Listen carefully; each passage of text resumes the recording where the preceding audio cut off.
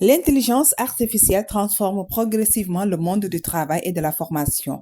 Réunis à Dakar à l'occasion de la 17e Assemblée générale ordinaire du RAFPRO, plusieurs experts et acteurs de la formation professionnelle ont échangé sur les défis et opportunités liées à l'intelligence artificielle en Afrique. Ces actions traduisent notre volonté commune de consolider la gouvernance de notre réseau, de renforcer notre efficacité opérationnelle et d'en s'ouvrir davantage aux partenaires techniques et financiers et surtout d'anticiper sur les mutations profondes qui redéfinissent aujourd'hui les métiers, les compétences dans l'écosystème de la formation professionnelle et technique.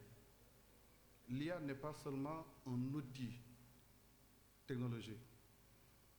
L'IA est en train de redessiner de manière systématique les métiers, les compétences ainsi que les avantages stratégiques au niveau des entreprises.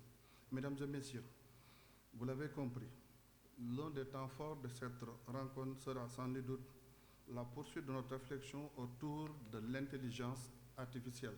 Venu présider la rencontre, le ministre de la Formation professionnelle a dans son discours salué les importantes réalisations de l'organisation dans le développement du capital humain. Je voudrais, à l'entame de mes propos, saluer les importantes réalisations effectuées ces dernières années par le RAFPRO et ses fonds et institutions membres dans le financement du développement du capital humain. En effet, dans un monde en profonde mutation, marqué par la transition numérique et écologique, nos systèmes de formation professionnelle doivent être agiles.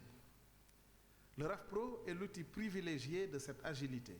Artificielle, l'IA va transformer le monde, redéfinir l'avenir et le domaine de la formation professionnelle ne peut rester en marge de cette évolution. Créé en 2006 à Cotonou avec l'appui du Bureau international du travail, le RAFPRO regroupe aujourd'hui plusieurs institutions africaines spécialisées dans la formation professionnelle. Cette rencontre a aussi permis d'évaluer les activités du réseau et de définir les orientations stratégiques pour l'année 2026.